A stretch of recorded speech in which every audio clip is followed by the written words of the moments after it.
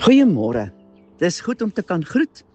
Ek is Estie Gellenhuys en ek is hier met Psalm 27, 'n Psalm van Dawid, en ek wil nou net eers sê, Vader, dankie dat U voor my uitgaan. Dankie dat ek beleef, dis die 3de keer wat ek begin hiermee, iets hou nie van wat ons hier doen nie. Vader God, ek bid dat U nou engele rondom my opstel, dat U in die gees self die geveg teen die vyand oorneem, wat nie wil dat hierdie boodskap vandag uitgaan nie. Dankie Vader, dat U groter is as enige aanslag van Satan. En dankie dat U toegelaat het dat koning Dawid hierdie absoluut kosbare psalm neergeskryf het, sodat ons ook vandag 24 Junie daarvan kan leer. Dankie Vader, dat U my nou vooruitgaan en dat niks verder sal probeer verhoed dat hierdie boodskap nou hier opgeneem word en uitgestuur word nie. U leef en U heers, ook oor dit wat ek nou hier wil doen, omdat U my vra om dit te doen. Ek doen dit in gehoorsaamheid. Dankie Here God, dat U my nou hier vooruitgaan. Ek prys U naam. Halleluja, amen. Psalm 27.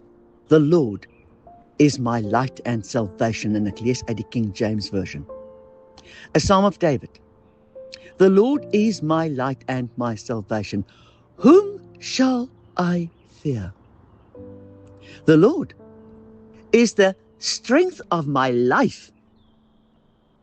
Of whom shall I be afraid?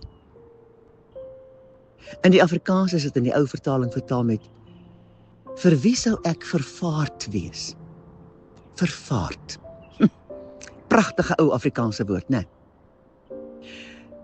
Dit beteken onseker, nie waar nie? Gaan dink oor onseker. Is onseker nie een van die vyand se grootste hewe in sy hand om vrede en geloof by ons weg te werk, dat ons sal twyfel aan ons geloof en daarom ons vrede verloor nie. Dis ook nodig om gou 'n oomblik stil te staan by die twee woorde light and salvation. Onthou, the Lord is my light and my salvation. Wat is dit in Afrikaans vertaal met lig en heil? Hierdie is 'n verklaring. Dit is wat koning Dawid weet.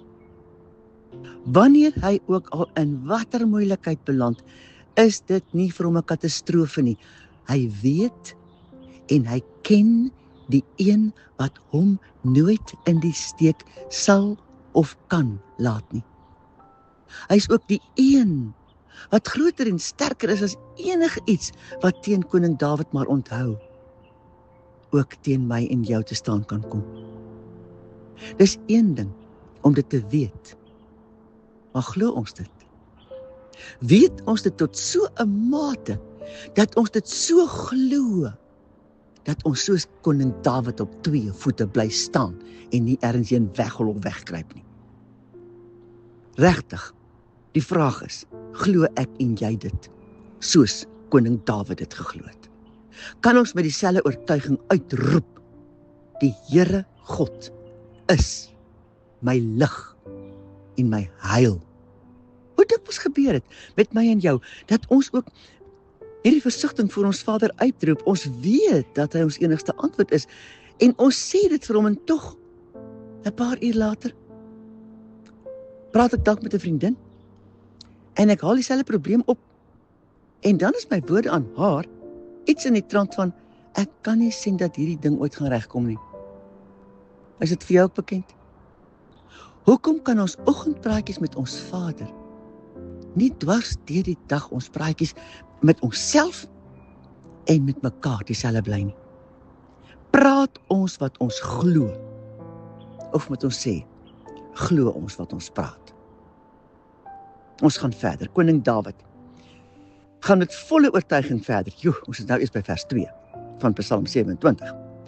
When the wicked even mine enemies and my foes, came upon me to eat up my flesh. They stumbled and fell. Wow. Vers 3. Though an host should encamp against me, my heart shall not fear. Though war should rise against me, in this will I be confident. Waarin is dit wat koning Dawid so sterk sy vertroue plaas? Vers 4. One thing have I desired of the Lord, that will I seek after. Luister mooi en vra jouself af, as dit ook my waarheid. That I may dwell in the house of the Lord all the days of my life, to behold the beauty of the Lord, and to inquire in his temple. Dit is wat koning Dawid die graagste wil. That I may dwell in the house of the Lord all the days of my life, to behold the beauty of the Lord, and inquire in his temple. Verse 5. For in the time of trouble, he shall hide me in his pavilion. In the secret of his tabernacle shall he hide me. He shall set me up upon a rock. Vers 6. And now shall mine head be lifted up, mine enemies round about me. Therefore will I offer in his tabernacle sacrifices of joy. I will sing, yea, I will praise unto the Lord. Hear, O Lord, when I cry with my voice. Have mercy also upon me, and answer me. When thou saidst, seek ye my face, my heart said unto thee, thy face, Lord, will I seek. Mag dit ook my en jou se daglikse uitroep na ons Vader wees. Thy face, Lord, will I seek. Koning Dawid spel die versoek duidelik uit. Psalm 27 vers 9. Hide not thy face far from me. Put not thy servant away in anger. Thou hast been my help. Leave me not, neither forsake me, O God of my salvation. En dan hierdie geweldige verklaring in vers 10. When my father and my mother forsake me, then the Lord will take me up. En daarom vra hy in vers 11. Teach me thy way, O Lord, and lead me in a plain path because of mine enemies. Deliver me not over unto the will of mine enemies, for false witnesses are risen up against me, and such as breathe out cruelty. I had fainted, unless I had believed to see the goodness of the Lord in the land of the living. Wait on the Lord, be of good courage, and he shall strengthen thine heart. Wait, I say, on the Lord. Die Message vertaling van die laaste 4 verse. Point me down your highway, God.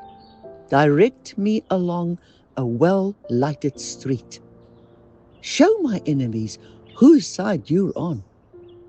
Don't throw me to the dogs, those liars who are out there to get me, filling the air with their threats. I'm sure now I'll see God's goodness in the exuberant earth. Stay with me, God. Take heart. Don't quit. I'll say it again. Stay with me, God. Vader, leer ons asseblief om te verstaan wat dit is wat koning Dawid in u gehad het. Leer ons om te soek daarna om U te ken soos koning Dawid U geken het. En leer ons om in U te glo, soos koning Dawid in U geglo het. Vader, ek kies. Ek glo, ek kan sê ons kies om te soek daarna, om in U te glo, soos koning Dawid U geglo het. Hemelse Vader, wees ons genadig en leer ons. Ek vra dit in die naam van Yeshua. Halleluja, amen.